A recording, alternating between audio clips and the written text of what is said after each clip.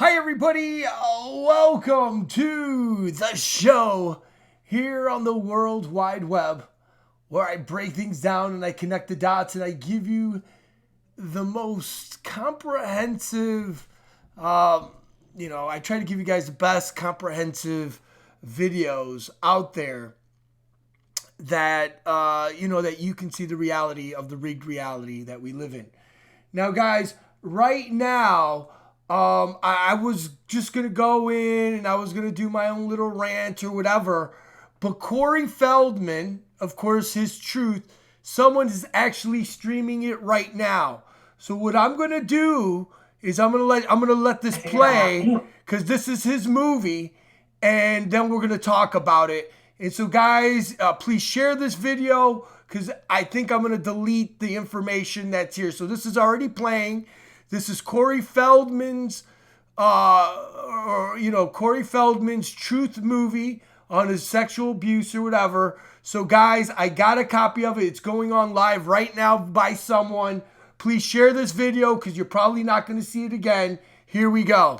And we were just spending the day together. I think we even rode to the beach that day, like a big, like a bike ride to the beach. We're hanging out in the hot tub, and he was like, "So, do you do gay shit and stuff?" And I just thought he was messing with me. I mean, it doesn't seem like he was messing with me now. Like, it seemed like he was kind of feeling the waters out, and I wasn't interested, but he jerked off with the jet in the jacuzzi.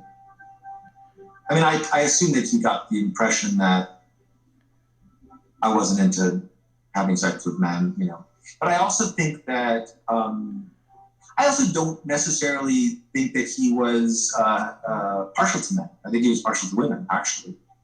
Yeah, and I think that the men thing was, now that I think of it in the context of what happened to him and his journey in that way, it makes a lot of sense. I think at the time I just thought he was a star and he was thinking about getting laid constantly. That's, I guess, what I thought. The first time I met Corey, first day that I knew him, we decided to go to the beach and have our fathers meet and play football on the beach. It was a fantastic afternoon, very normal. I love the kid. Immediately, I loved the kid. Immediately, he grew on me. I was like, this is like the brother I always wanted. He's my age. We're both actors. We're both Jewish. We're both the same height. We're both named Corey. So Dad's are in the other room. We're in the bedroom. We're having this conversation. He starts talking to me about sexual stuff. He starts getting changed out of his bathing suit, and he starts like masturbating himself. And I'm like, "What are you doing?" And he's like, "Let's mess around, man." I'm like, "What?" He's like, "Let's mess around." I said, "With who?" He's like, "You and me." And I'm like, "Dude, I'm not gay." And he's like, "I'm not gay either." And I'm like, "Well, you must be if you want to mess around with me because I'm a dude." And he's like, "No, it's normal." And I'm like, "What do you mean it's normal?" And he says, "Hey man, this is what all boys do. It's called the boys club and we all do this." And I said, "Who told you that?" And that's what he told me. Okay, we're going to be talking about molestation throughout this. Okay, we're going to be talking about your abusers. John Grissom. All right. Next. Alfie. John had come into my life towards the end of Lost Boys, the very, very end. My father said, "Look, I want, John to be your caretaker. He's going to be the guy that hangs out with you." And right away, when John heard this, he pops up and he's like, "Hey, buddy, how you doing? I'm going to be your best friend. We're going to do this together. I'm here to take care of you. I'm here to do your business. I'll drive you around wherever you need to go. I'm getting paid for it. Where do you want to go? Disneyland?" I mean, that was the first thing he suggested to me. I was like, "Hell yeah, I want to go to Disneyland. Let's go." He would also take me out to nightclubs. And he'd take me out to the Comedy Store. And he's taking me to these places at 15 years old that a normal 15-year-old shouldn't be getting into, But that's why I thought he was great, because he's taking me to these places. Well, amongst that, he'd come back to the apartment with me and we'd hang out. We'd smoke joints together. And he was really funny and he had a great personality. You just seem like one of the guys. And so one day, he goes, look at this. See that suitcase right there? And I said, yeah. He goes, what do you think's in it? Boom. There was this bag of sorted pills. And there's like 50 to 100 pills in there. And they're all sorts of different shapes and sizes and colors. And he's like, dude, those are Quaaludes. Those are 747s, lemons. They're like the bomb, man. That's what everybody wants. They don't even make them anymore. And I was like, great. What does that mean? It's like, we got to try them. Well, Quaaludes didn't hit. And the more, I'd just taken the Quaaludes, so the more kind of it's taking effect, the more I'm getting like really out of it. And you can see that I'm pretty out of it. So at a certain point, he puts his hand on my leg. Cured. And I'm kind of like, that's weird, a little awkward, I won't say anything. And he's like, is this okay? And I said, sure. Yes. And then before I knew it, he was moving that hand up my leg into my groin area. And I was like, oh, this is how this happens. And the only thought that went through my mind was, this is what Corey did. Maybe he's right. Maybe this is what all the boys do. As I was just starting to try to process the fact that I was being abused by somebody who I thought was a friend, I was already being groomed by another. Is that him? Mm-hmm. That's it. The man who abused you. Let me, as the host of the show, try to reciprocate some of your braveness by sharing your name myself. Okay. The man whose picture I just showed, Corey, his name is Alfie Hoffman. What does that name mean to you? Oh, yeah! The only man that can stand by me. Corey Feldman. So I know Alfie Hoffman for about 6 years now. We used to work together. No one really knew about his history in the entertainment industry. When Corey went forward, he said, he goes that Corey was writing a book and he's trying to ride this out so they could get some publicity for his book. And this is what they do. And this is how it all transpires. He goes, James, he goes, I ran a club for kids. He goes, and you know how many jokes I got about me? He goes, you know how many? And he said this with a straight face, serious face. And I sincerely believe it. my mom told me one day, hey, you got an invite to go to a really cool party. It's at Bobby Hoffman's house, and his son, Alfie Hoffman, throws these parties for all the kids in the industry. Now, Bobby was the head of casting for Paramount Television. So Alfie enters the picture as a son, and I remember him driving me to his house, and he seemed like a real nice, friendly guy, great with kids. I went to about 3 or 4 of those parties before I became actually friends with Alfie. I would hear stories, about the lucky kids get to stay after hours. The lucky kids get to spend the night. And so I remember the first time I was invited to stay over, and I thought, oh man, I'm so lucky. And I remember Alfie kind of like laying on the floor watching movies with a couple of the kids, like some of the older boys that were more kind of 16, 15, kind of more mature than I was. And I do remember Alfie putting on porn. Alfie said, you want to come down here and join us? I was like, yeah, I'm good. At that time, I certainly didn't feel anything was weird about it. And it wasn't until when I was about 15 when somebody tipped me off and said, guess what? Bobby's not really Alfie's dad. Alfie's gay, and Bobby is his lover. Now, around the time that I learned the truth, Alfie moved from the house with Bobby. But suddenly Alfie got a new apartment across the street from my dad's. So now it was real easy. All I had to do was run across the street and I could go hang out with Alfie. So that's what I started doing. And then one night, I got really wasted. But I remember that I went and laid down in Alfie's bedroom because I was kind of passing out. And then I remember waking up to Alfie doing the same exact thing to me that John Grisham had done. Which was what? He was giving me oral copulation. One day, for no reason whatsoever, he says to me, you know what? Maybe one time there was a situation. He goes, I had a party at my house. I don't know who was there. He goes, I had all kinds of people there. He goes, I was tired. I just wanted to go to bed. And he goes, I went into my room and I went to lay down, and I laid down and there was somebody underneath. I lay down. I said, holy shit. I jumped out of bed. Who is that? What the hell is this? And he said, I chased them the hell out of my room and I went to bed. And he goes, so if he's talking about that, yeah, I sat down on top of the bed because I didn't know no one was in my room. It was dark. I remember just kind of like getting dressed real fast and just being like, yeah, that's really uncomfortable. Like I didn't say anything. I didn't talk about it. I was just kind of like, I gotta go. I gotta get home. Recently, we were in a car together, and he said something to me where it really kind of concerned me. He said to me that he seemed worried, and he said he was going to disappear for a while, and he was saying these things, and he said he has to meet with his lawyers, and he says he's got something bad happening. And I said, what's happening bad? Well, I've got another person going forward.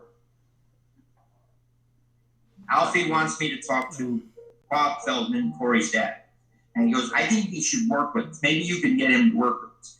I believe that if he is put in the spotlight, it would be a great thing that he's the friend of the dad. And if I did these horrific things, why would the dad talk to him? And this is happening at the same time you're being Over a couple of years. So when did it finally stop? And how? So fast forward, now I'm 17. And John says, try Quaalude. I found some Quaaludes. Let's do a Quaalude together. And we had some girls up. So we all decided to do some Quaaludes. Well, the girls left. And then I remember I couldn't even stand up, so I crawled myself into my bedroom. And I crawled myself up to my bed. And I passed out. And he crawled himself next to me. And he passed out. And I figured we were asleep for the night. And all of a sudden I wake up to him unbuttoning my pants. And I freaking jumped up. And I was like, I went. Uh-oh, hold on.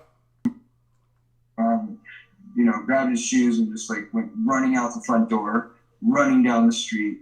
And I went running after him as far as I could until I couldn't see him anymore. And I said, if you ever come back here again, I'll kill you. When I first met Corey, I went out and got choreography, and I read his autobiography, which is brilliant and a really difficult read because he had a very difficult childhood. He was abused and neglected in a way as a child that set him up for being sexually abused later. He was the kid that the abusers would have a sixth sense for and know that he was going to be the easier target of other kids. So the fact that he came forward when he was approached by the authorities when he was just about 21 is remarkable, that he told them. But as I understand it, they got his trust. And they basically said, were you sexually abused? A lot of kids are never even asked that question. He answered the question and told them yes. He named the perpetrator, and then they did absolutely nothing. John Grissom was abandoned molested. So, first, Okay, let's say so- Dominic. Let's start with Dominic. No, but hold on. Okay, so it's a molester, but we're not. Haim was more than likely this is a consensual thing with It was Dominic. consensual, but he was still a child. Right, and Dominic is like 35. Right. But one of those parties at that house, Alfie and Bobby's house, is where I met Dominic Brasha for the first time. And the reason why, so this was a little later, this was probably now, when I was 13. But I remember meeting Dominic, and at that point was when I told him my next movie was going to be Lost Boys. And I told him that Corey Haim was going to be in it. And that's when he said, "Ooh, Corey Haim, I've got a big crush on him," or, I think he's just so cute. Marty Weiss. I got fired from Orange. And the agreement was that I had to have a responsible person come down to be the set sitter. And so it was like, who do we call? Marty, of course. Marty walks in the door, and the second Marty walks in the door, he goes, "Hey, I'm horny." could you blow me? Because I told him Marty was gay. And Marty takes it and really does it. And then we get back to LA, and then he says, hey, do you have any friends, you know, blah, blah, blah, when you leave, when you leave, and I said, well, I don't know any girls, I'm sorry. And he said, well, forget girls, do you know any guys? And I said, well, I remember that time when Dominic told me that he thought he was cute. So I said, well, I know a guy that thinks you're cute. And he said, I don't care. I'm not anywhere. Right now, what the cutting edge science is showing us is that not only does sex abuse produce PTSD, it actually introduces changes to the brain. And those changes actually alter the way in which the person lives. And so it's much more likely with that going on that you're going to see these problems of drug abuse, but you're also going to see lack of flourishing. The person does not fulfill their greatest achievements. The person does not find their way to great success. And it's because of this childhood traumatic event that then takes them down a different road.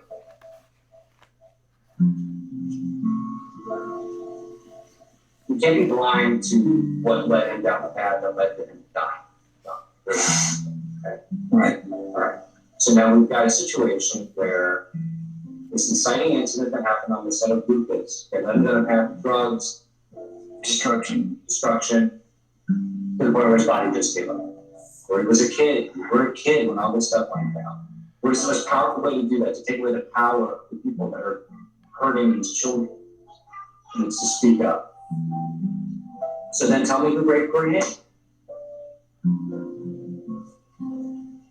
You know, he shared with me that on the set of Lucas, that he was raped as a little boy.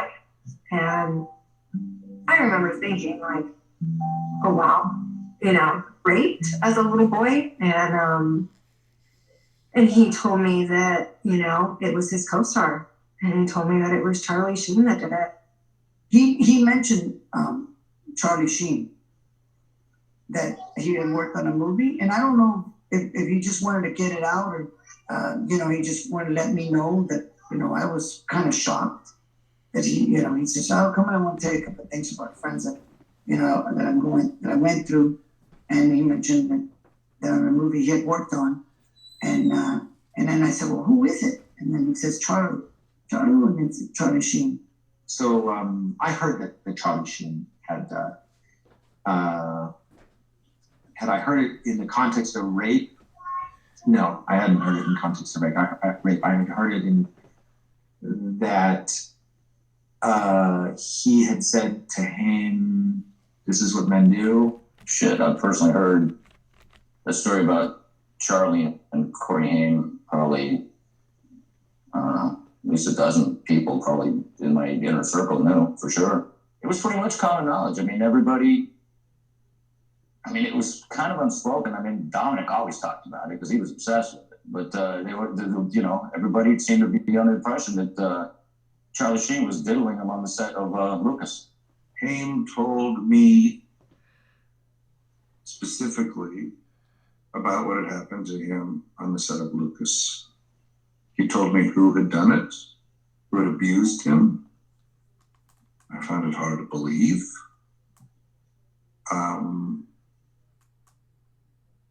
Again, I want to give a big shout out again to Little Red Writing Pill. Thank you for the super chat. Again, we are right now. What I'm showing is the new Corey movie, His Truth. Again, someone's live streaming it. I thought I would share with you guys. I don't know how long this is going to be up. So again, if you want to share it to others, please share this link. It's a powerful video, and we'll talk about it afterwards. Well, I'm not comfortable at all saying it. And I don't care if 100 people have said it, or 1,000 people have said it. But what Corey Haim told me when I was sitting with Feldman in the office of the house in Vancouver, that he had been molested on the set of Lucas. And he said it was Charlie Sheen. He said Charlie Sheen raped.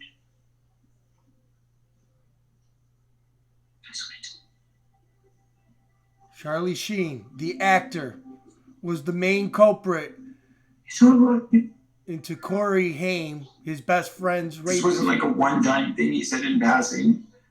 It wasn't like, oh, by the way, this happened. He went into great detail. He told me, Charlie, bend me over in between two trailers and put Crisco oil on my butt and raped me. In broad daylight, anybody could have walked by, anybody could have seen it. So Corey Haim and I got into an argument one day because he called me up on the phone and he started yelling at me because he thought I was, talking smack on set about him. And since he knew I was a big fan, he was like, "You'll never be a 2, Corey. You want to be like me? You want to dress like me? I'll bend you over and ream you. Then you'll see how it feels." And I was like, well, that was weird. Why do you say that? I'm an alcoholic. And during that period of my life, my mother had just passed away, and I was on one for probably 9 months. And him and Corey Feldman got me into a detox. Corey Feldman was working on something, and so he told, "Hey, you're going to have to stay with him because he's not going to go unless we take him." So he told me, "You're going to have to buy him another bottle. You have to buy him a carton of cigarettes, and you have to throw his ass in the shower and give him a shower."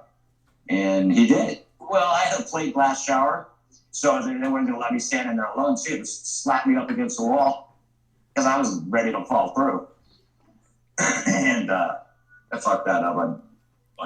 I said something I really regret that day, because when he was holding me up, trying to get me cleaned off, I said something to the effect of, not verbatim, but something to the effect of, "What if all those little girls who read Tiger Beat magazine could see this?" I said, "Is this what Uncle Charlie used to do to you?" And I regret saying that, because he just stopped and looked at me and goes, "Fuck you." And I zipped it. I dated Corey Haim for about 3 to 4 months. We would watch movies together, and I happened to own a bunch of his films. And I remember Lucas was in my collection, and he really did not want to watch that one. And I remember he kind of just tossed it aside and was like, "Ugh," he really had an aversion to it. And now, knowing what I know, now I kind of have an idea as to why. So what do you think about these allegations that he was raped when he was age 13? I would have known if anything was wrong. My kid had nothing. He was like transparent. He never had anything. He was Corey. It's out of character. That's number one. When my son was 13, he's not going to go and ask Charlie Sheen to go and sleep with him. I have to tell you that this guy, Dominic, is the guy that abused my son. You know how I know that? Because my son said so. Just watching his interaction with Corey Feldman, that Corey Haim, your son, was deeply angry about being abused by someone who was brought into his life by Corey Feldman. Exactly. And who's going to be there for your best friend. You're bringing up real deep things. What are you doing? So I'm going to do You want me to get exact deep? thing. You want me to get deep? Dude, get as Do you deep as really want me to? Sure. And I don't need to do that. I don't have to do that. Corey, I'd love to see you even attempt to do something like that. Are you kidding me? Do I look like I'm kidding you right now? I'm an easy target, bro. I'm right here. Let's do this. I'm right here. Hit me with the hardest you got. Now, why would I want to try and hurt you? Corey, you open up to the world. Let me have a knife in my pocket. And the reason I wear this, man, is like to cover up some scars I have, because like I used to cut into myself because it's the way to feel. I hear, and like mentioning that, you just rip the envelope, man. I'll go you one better. You let me get around in my life, man, rape, so to speak, when I was about 14 and a half, and I'm saying this right now, by the guy you used to hang out with, and tell me I'm 14, take responsibility. You know exactly what I'm talking about. The Dominic thing needs to be explained. People need to understand that it was such a complex relationship between the two of them, because Dominic became his friend. Corey would go through these waves where, like, 1 minute he hated Dominic and he thought he was a disgusting pig. And he would say that. He'd be like, "You're a disgusting pig. You're some 35-year-old balding."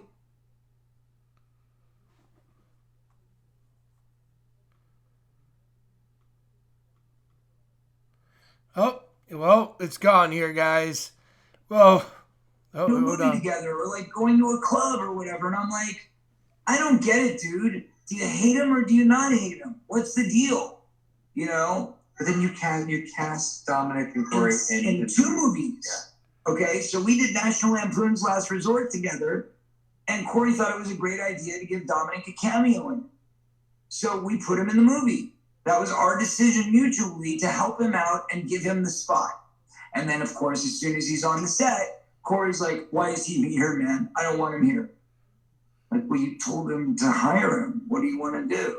And he's like, no, man, that was your idea. And I'm like, no, it wasn't. It was your idea. You felt bad for him and you wanted to help him out. You told me, let's hire him. So that kind of stuff happened a lot. By the time we get to Busted, and I had told Corey, of course, this is the cast. He knew who was in the cast. Dominic was my roommate at the time. And that's when I was dating Carrie Kasem. And so Carrie knew that we were all friends. She didn't know what was going on. She didn't know the backstory. So if you ask Carrie, she's going to say, I thought everybody loved each other. I thought everybody was fine.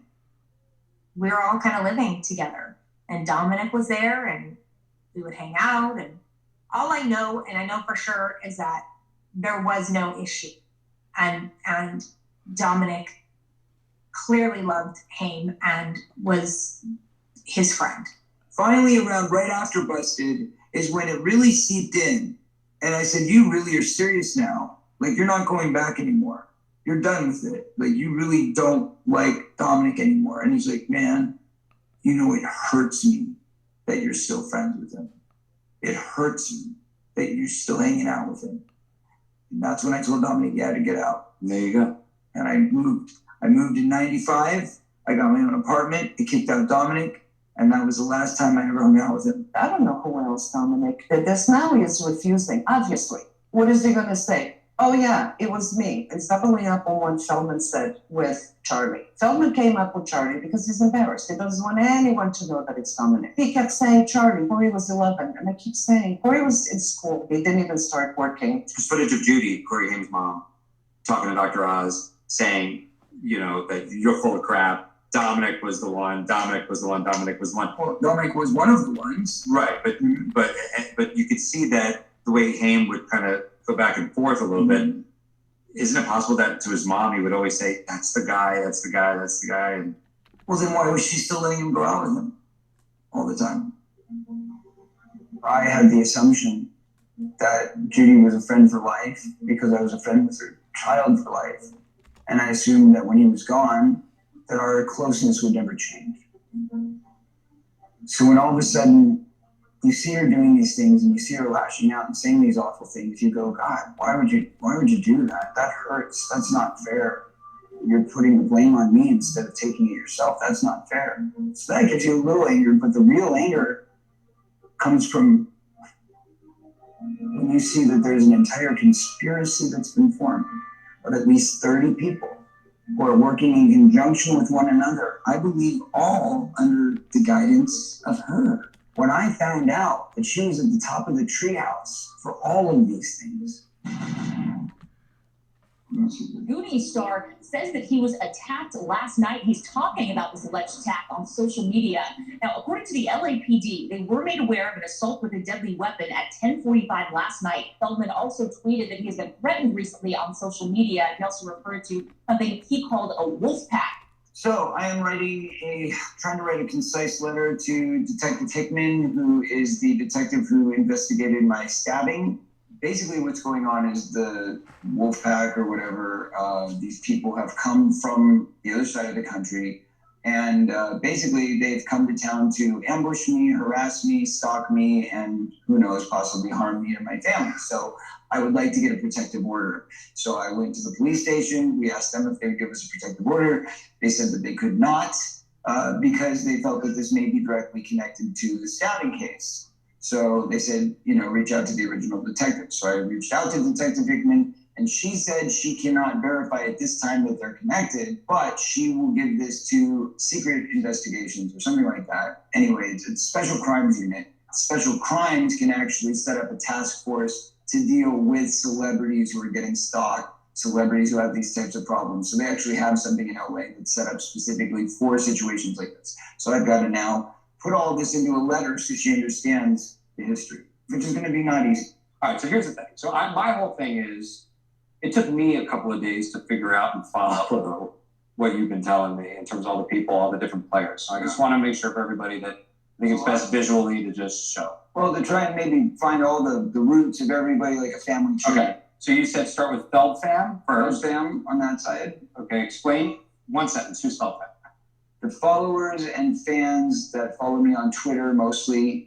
It shoots off to Facebook and Instagram. But social media. It's the root family of social media. We call them family because a lot of them have been there for 10 years and they dedicate their life literally to, finding out what's going on with everything. When Corey was just touring and we were talking on Twitter, it was always fun and lighthearted. And I don't even remember any bad people coming into that.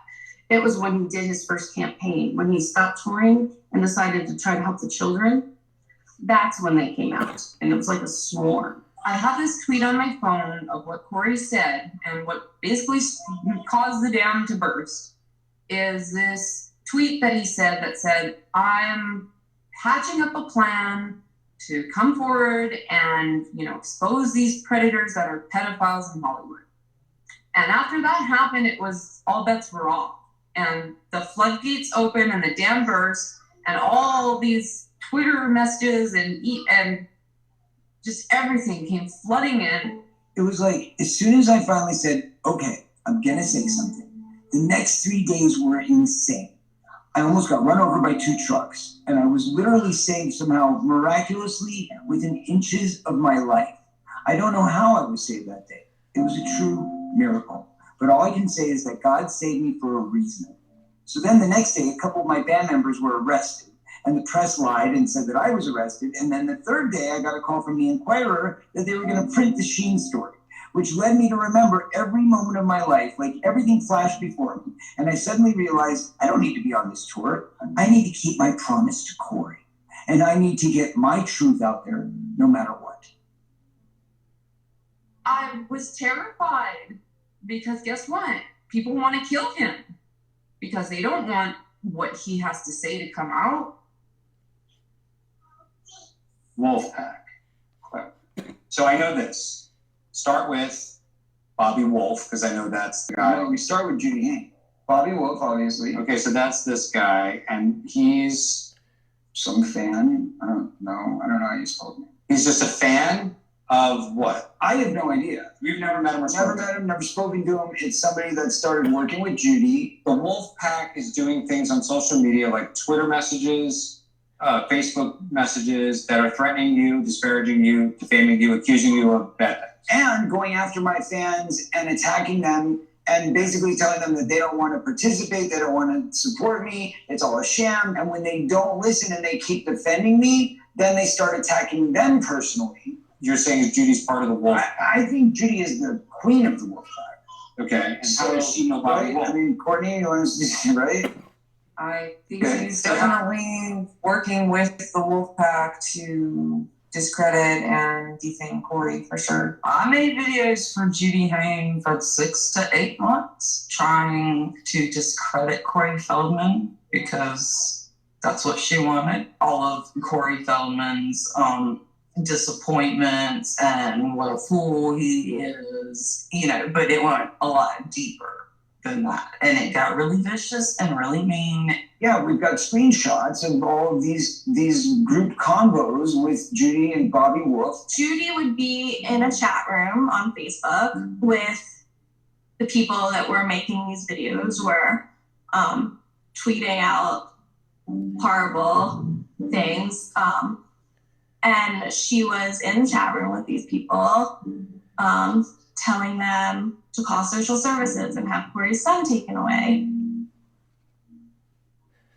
Thank you for the super chat, Sam. God bless you, brother.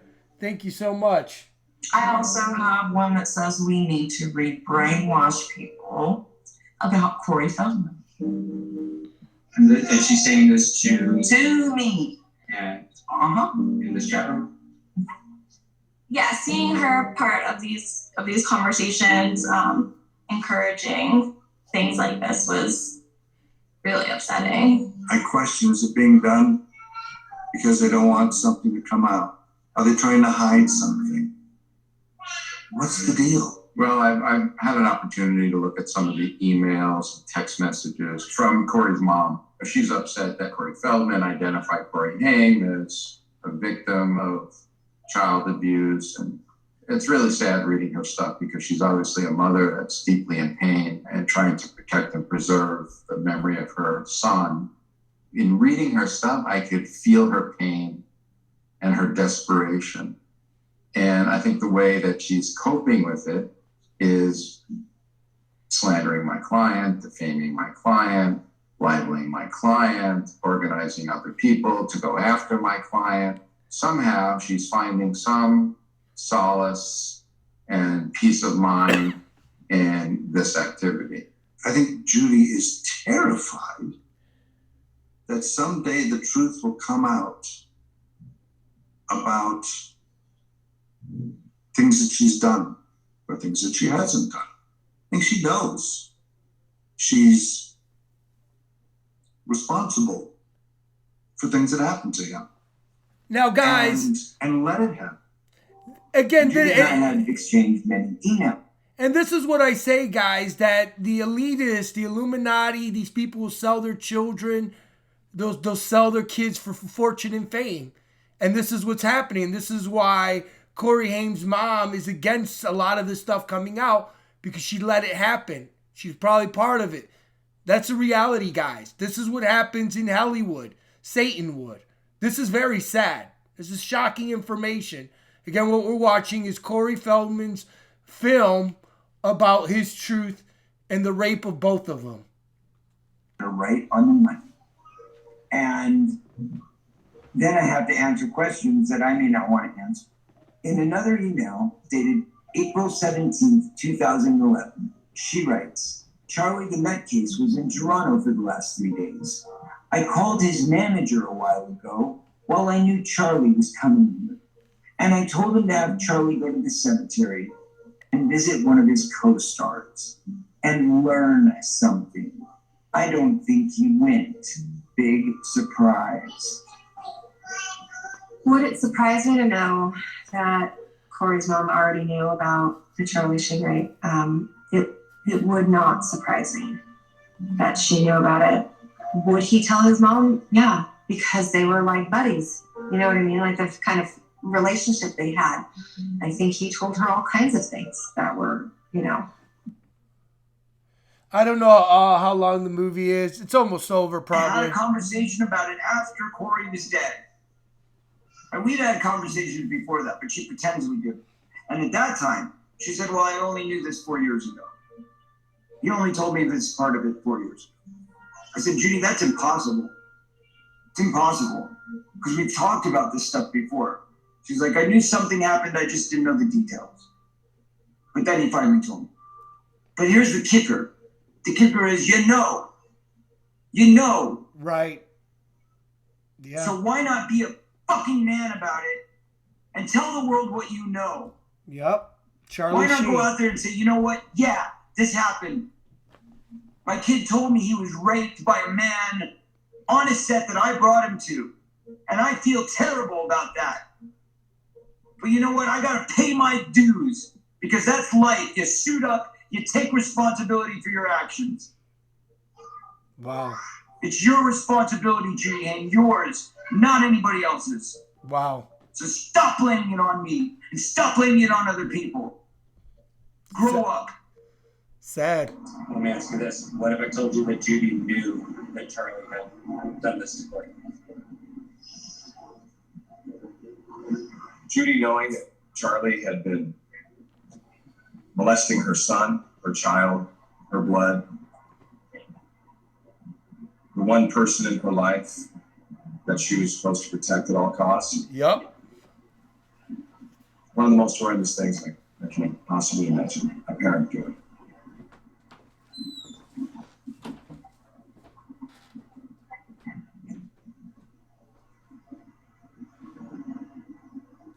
Yeah, I would do anything to protect this.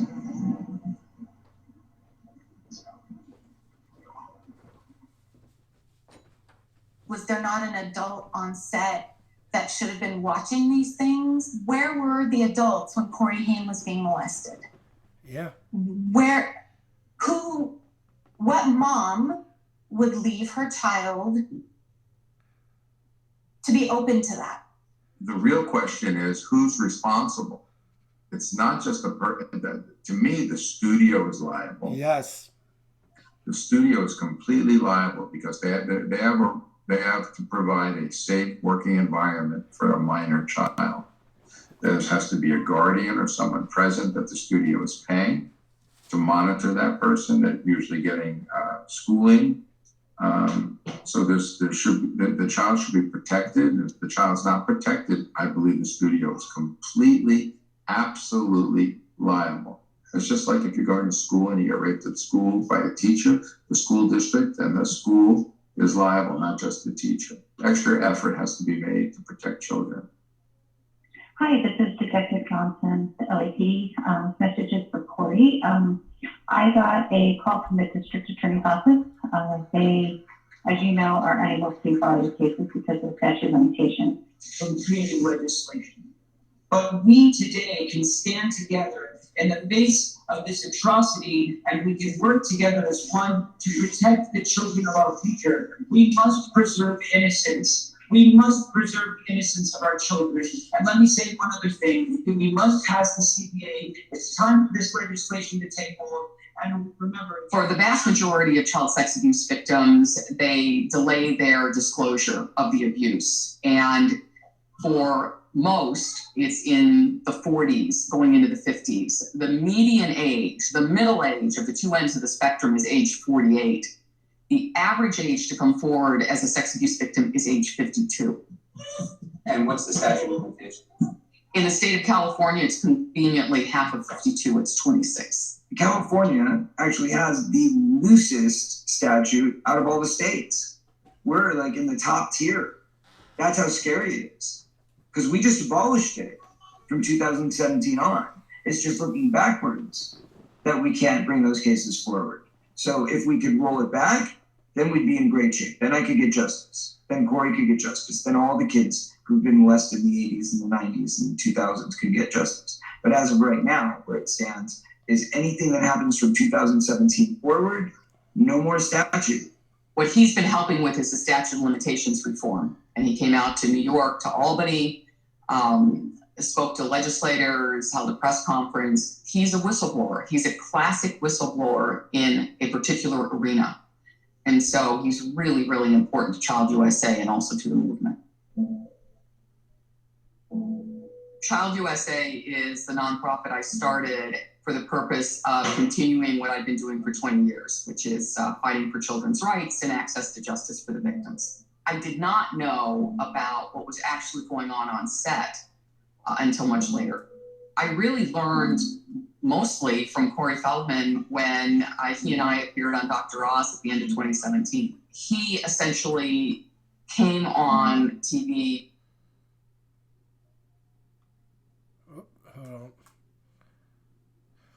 So again, we're talking about, this is the new Corey movie. Again, his truth. Also reminded me of so many of the survivors in this movement that are shut out of court and have been treated really badly. It happens everywhere, not just in Hollywood. Hollywood is unfortunately a playground for pedophilia. Well, it turned out that the paradigm that we saw in Spotlight in Boston about the Boston Archdiocese, which, the news there was that the higher-ups were covering up sex abuse.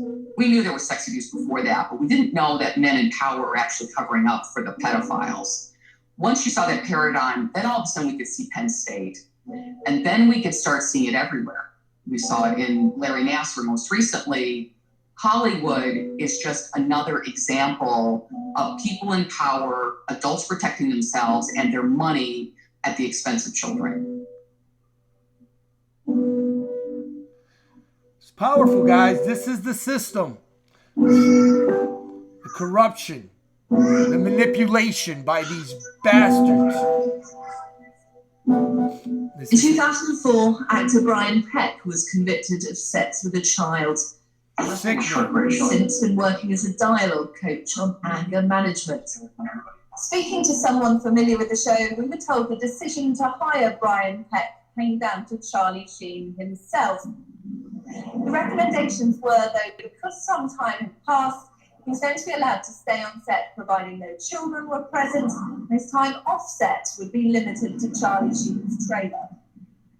We are headed to SAC, Screen Actors Guild. Now, you have an appointment with the president of SAC, right? That's right, Gabrielle Carteris. We did a little show together many years ago called This Real Life. But the three main primary goals are obviously to get her to help and assist in any way she can with strengthening union rules to make sure that a convicted child molester or sex offender of any type should have to register as a sex offender. Part two is the union's job is to oversee it and make sure that, they aren't hiring people who are on that sex offenders list that are going to be on a set with kids. But what I've learned is that, first of all, nobody has signed up in the industry for this sex offenders list. So we still don't know who they are. Maybe she's willing to help with the monster in this case so that we can start a forceful movement against him where we can actually bring him down in the Weinstein situation, as in the Weinstein situation. I'm hoping to God that she's willing to actually take his SAG card away. Because my question is, why should you continue employing the guy and allowing the guy to work on sets where he's a danger to the people that are in your union? Your union is not to protect one person, it's to protect all of its members. Well, yeah, what is it, Jay? What is it? What is it? Oh my gosh! It's somebody's birthday! Yay! Whose birthday is it? Whose birthday is it? Spider-Man. No, whose birthday is it? My birthday. One of the greatest trigger events for many of the victims is when they have a child who reaches the age they were when they were abused. One of the things that I really loved about my friendship with Feldman was seeing him with his son, seeing him with Zen. And there was he was very protective of Zen. He was very adamant that Zen had this great experience, whatever they were doing. He didn't want him to see anything or hear anything or experience anything that was negative. And it was something that reminded me of how he protected and was a fatherly type figure to Haim. Movies every night, the dinners, the nice talks when you need them, the conversations, the drives, everything. He's a good dad. I'll give him that. He's a great dad. She said, first of all, we're not a legal arm, so this is not our place to represent this. She said, you would have to bring evidence, which has been proven in a court of law, that, this man has been, even if it's not of these crimes, that he's been found guilty of enough crimes that lead us to believe that there is a reason to be concerned. So again, we're watching Corey's truth. You just seen his son there saying he was a good dad. Now what he's trying to do is he's trying to get these pedophiles out of, Hollywood. They're working.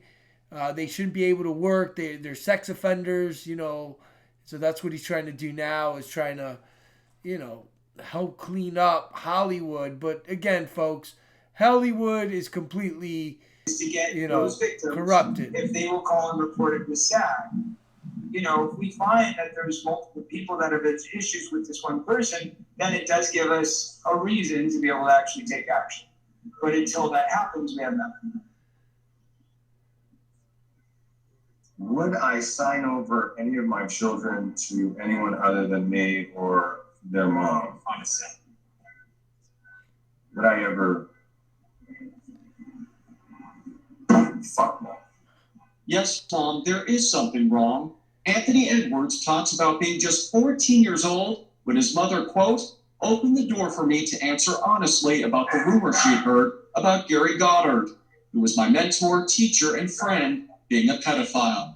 Stephen Wilder Striegel served 6 months in jail after pleading guilty in 2010 to felony charges of enticing a minor by computer and risk of injury to a child.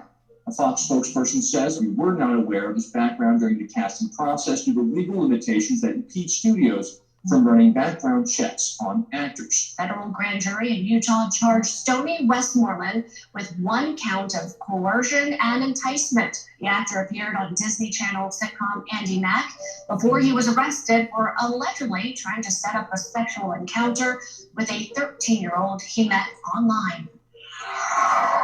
Hi, my name is Ricky Garcia. My number is 222, and I'm from.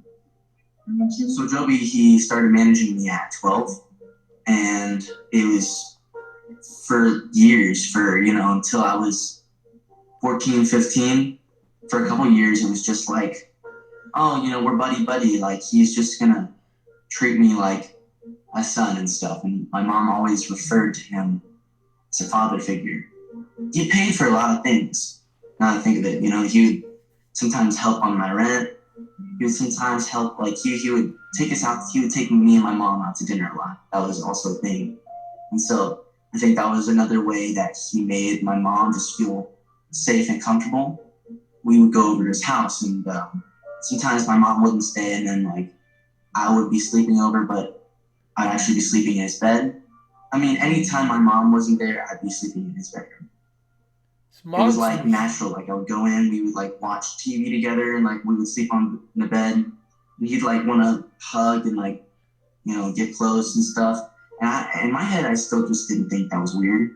There was no like sexual thing going on in my head. It was an integration process.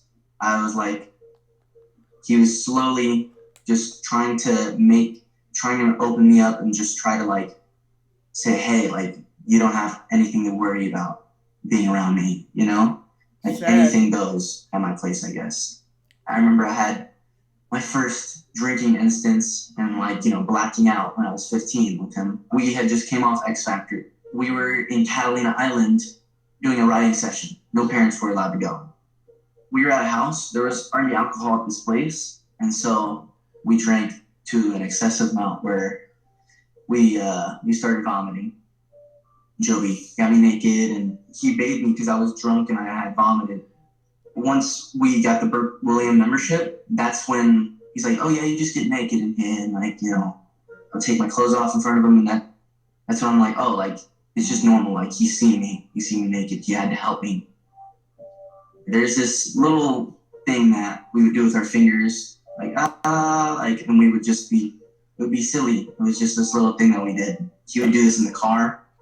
We do it alone when we were at the house. And so it was just like a little fun game to us. And so once we went to Burke Williams, we would undress, and it really started getting comfortable. And we would go in the hot tub, and we would, take showers, and like we got naked. Then he like started doing this thing, like actually he would touch my penis. So I didn't really still like, it was normal at that point because it was just us being boys. Like, we were just joking. The Burke Williams was like a really big step for him, I think, because it was another way for him to get me even more comfortable. So I was naked around him all the time, and even at home. When that happened, we would take showers at home together, and so like we were like really comfortable naked in front of each other. So he would touch me in the shower and stuff, and also in the bed. I would like turn away, and he would like, try and tickle my butt and stuff. And he wanted to like cuddle me, and like he wanted to put his penis up against me. But like I was like super uncomfortable with even the thought of like him trying to have sex with me. So I would like never let that happen while I'm unconscious. So here's another thing, like I got blackout drunk with him a lot. So I'm not 100% aware that, I was not sexually penetrated, Wow. So it could have happened. But from my knowledge, from my awareness, it never happened. It was just molestation.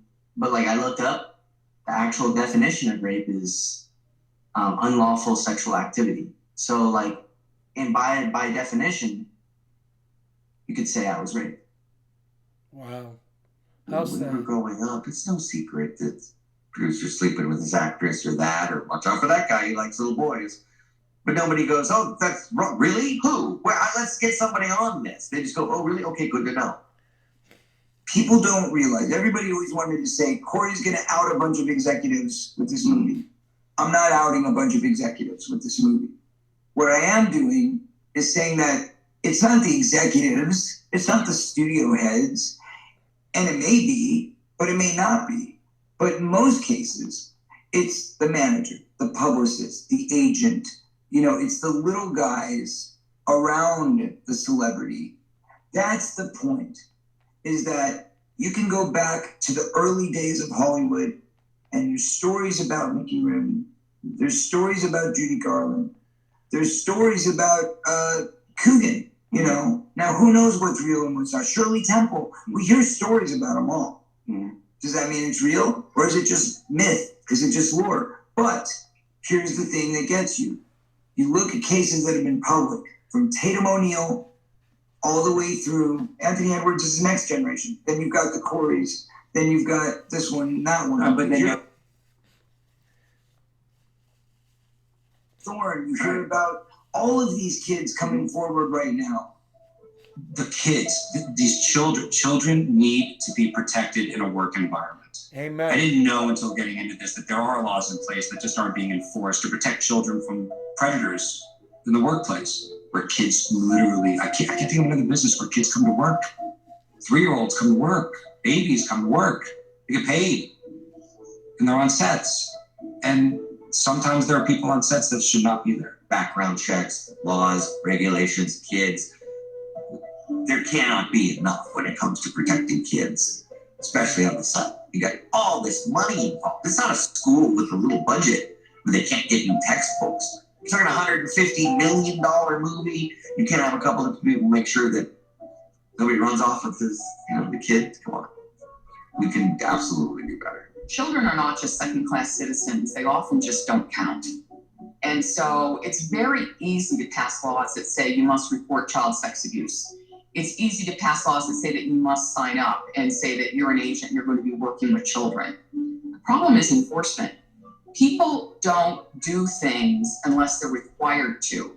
And the atmosphere in Hollywood right now is this patina of, the Me Too movement. We're all very sympathetic. But the real changes that need to be made in terms of reporting and registering, they're just not doing it. And I'm sure they're not doing it because it's inconvenient. Most bills in this country are not enforced. Why? Because people don't know about them. People don't know about the bills. So you can create a bill, but the most important thing is creating awareness. Carry the bill. If there's people on set, if there's a mom and dad, and they have their kid on set, carry that bill with you. So if anything does happen, or the kid says, hey, this person touched me, or this person's doing wrong, and they call the police, here's the law. You're going to follow it. People being so afraid to speak their truths is giving power to the suppression of the topic. Nobody wants to vocalize children being sexually abused. It is because it is the worst thing imaginable. Right. But it's happening. It's happening under our noses. It's happening in our business. There have been laws. And since we started shooting this movie, Corey has been instrumental in getting laws passed to help sexual abuse victims take down their molesters. In New York State today, a 1-year window opened for victims of sexual abuse to seek justice, no matter how long ago the abuse occurred. That's how Jeffrey Epstein was indicted. These are all new cases coming forward. One of the suits involves a woman who claims Jeffrey Epstein raped her when she was a teenager. We passed a law called the CVA, the Child Victims Act, which was pushed by Child U.S.C. It's something that they had been trying to achieve in the state of New York for 15 years. And Marcy Hamilton, God bless her, told me that when I went down to Albany, New York, and I went down to the Senate and we held a press conference, it was the first time in 15 years that the press showed up. So what we got was the awareness. We opened enough eyes, we got enough cameras there and enough microphones to spread the word that this needs to change. And what the law did is it pushed back the statute of limitations for 25 years in the state of New York, and it created a 1-year look-back window. So any case that was brought forward last year is now in the works. It's happening. They've got their cases forward. That's why R. Kelly was indicted. So Same thing just happened in California. Governor Newsom signed several bills over the weekend, including a law that will give survivors of child sex abuse more time to file lawsuits. The new legislation expands the statute of limitations by giving survivors until the age of 40 or 5 years from discovery of the abuse to file civil lawsuits. So right now, for the next 3 years in California, the law is open, active, and effective for people to bring their cases forward. It's gonna be the judges. It's gonna be up to the law. My hope is that the justice is served and consequences are dealt. Because if he gets away with it, there's a potential victim out there that he could be doing this to another. He doesn't need to be on the streets, as sad as it is. He deserves to be locked up. We're in the midst of a movement. You could feel it. I mean, headlines are appearing that wouldn't have appeared 5 years ago, 10 years ago, let alone back when Judy Garland and Mickey Rooney were actors. It's a big deal. With all of this, with everything that we've done, changing the law, I believe now that we have laid out the breadcrumbs for investigators to follow so that these, which once were just stories, can become cases, investigations, and come to a solution. Because now it's not just a movie, folks. You can help us put these people away. If you have been assaulted by any of these criminals, you can take this lead and please report to us. Let us know what happened. Let the police know, most importantly, what happened. Because guess what? If it's within the statute of limitations, which now is until you're 45 years old in the state of California on a new case, you can help me bring these people to justice. You can be responsible for being the next one to make the shoe drop and getting these guys put away. Kids too, baby. Mm-hmm. Yeah, I think that the promise you made to Haim, I felt it. Yeah, I think it did my job. I mean, I can't say what's going to happen. I know, but you did. Yeah. I didn't promise I was going to have Charlie Sheen locked up. You know, and not only did I tell his story, but I told mine, and we were fortunate enough to tell Ricky's and a few other people's stories along the way. And now there's a chance that these people that did these horrible things can answer for it. Yeah.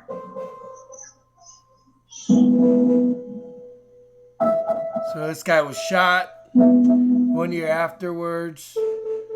He admitted during the interview that he also was a survivor of sexual abuse. It's all Hollywood, folks. It's all Hollywood. So anyway, there you go, guys. Just wanted to share this video with you. Now, I had a full video lined up. I'll probably do it maybe tomorrow. And we're going to talk about this information that we now received with Corey Feldman's Truth movie. Where now we know some of the big players in the game. Again, Charlie Sheen slams Corey Feldman. Again, and Charlie Sheen being the molester of Haim. It's just very sad. Hold on. They're not because, I have nothing else to write about. They're not because I don't have any material or I want the attention. It's because this is my heart. I love that man. He was my partner. He was my brother. He was my best friend. It's sad, folks. It's sad.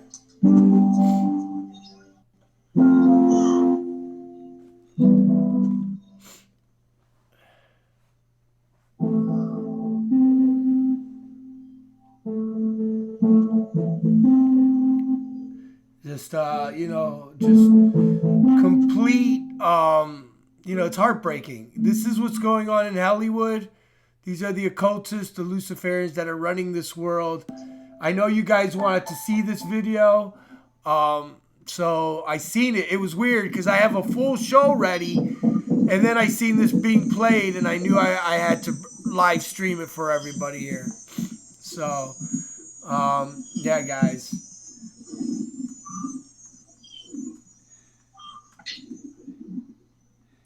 No, I didn't give anybody no coronavirus. Hey, what's up, Sam? So anyway, so there you guys go. The Corey movie. Again, this video I'm gonna have to probably get rid of it because again of copyright down the road or whatever. But I'm glad, everybody was able to see a little bit of what I have here today and to show you his video. Because many of you, when I was talking about this, also Bob Saget, they're talking about. Here are many of the other pedophiles that took advantage of him. Here is the other guy. Again, just monsters. Literally many monsters. So guys, I will be doing a show tomorrow. If you want to share this video, I'll keep it up for the night, and then I'm going to have to take it down. Of course, Petalwood, Hollywood, all there. Very tragic, very sad guys. And so tomorrow I will be covering this. I will be covering other things. I hope you guys enjoyed this video of the show. Again, I had a show ready to do it on my own. Right before I started doing the filming, I looked at my Facebook and I seen the video of the Coreys, and I wanted to share that with you guys. And so very powerful. Going to have lots more information tomorrow again on Corey. We're going to talk about it. We're going to talk about the rape and the manipulation. Got lots of good information. I'm going to cover some top music videos, the trending videos and stuff like that. And I will have that for you guys tomorrow as well. Eminem's video. I had everything queued up. Eminem with the dragon. Of course, there's this music video here. Little Drake or whatever. Again, the LGB, whatever system. Okay, men wearing, what. This is all connected, guys. Again, this is the world we live in. This is Hollywood. And so, guys, this is why it's so important. Again, if you're not subscribed, to please subscribe to the show.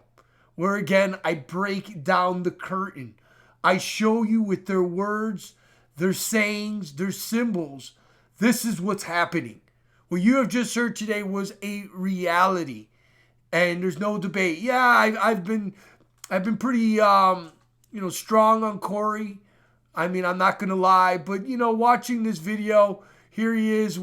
This was his world premiere. They actually hacked his website. He wasn't even able to do the thing, but he had it in LA. And so you just seen the video here. I'm going to let it go. Again, one of the big jaw droppers of this video was that, again, Charlie Sheen was one of the main culprits to rape Corey Haim, his best friend. And then Corey says that his mother knew about it. And it's just very sad.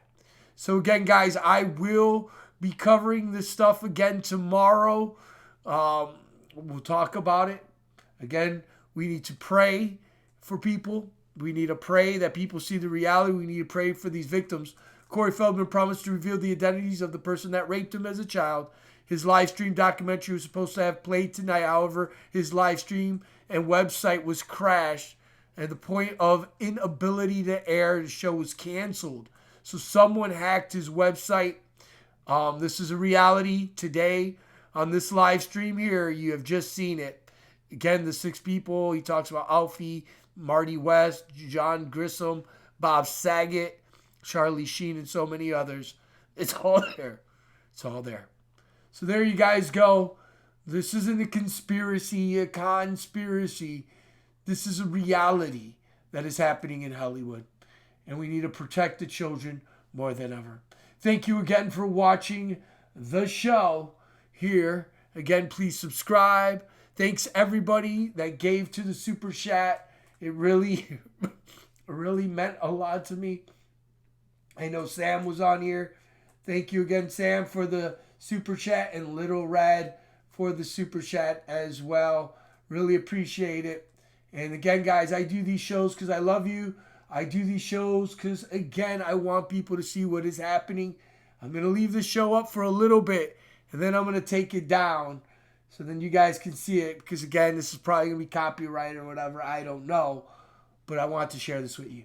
Thank you again. Very powerful information here once again today. Thank you for again watching. I really appreciate and love all of you. Thank you all, Tom and everybody, Adele, happily married, Mark, Eric, Rebecca, if she's still on here, Ash, so many others, Unwrapped. Good numbers. Thank you all for the love and support. Please share these videos. Again, get the word out there, guys. Get the word out there. Thank you, everybody. Much, much love. May God bless you all, and may He always keep you. Take care. I'll see you in tomorrow's show, where I'll break down more of what I've learned today, and of course the top trending videos, and we're going to break those down as well. Thanks again. Have a blessed night, everybody. Bye-bye.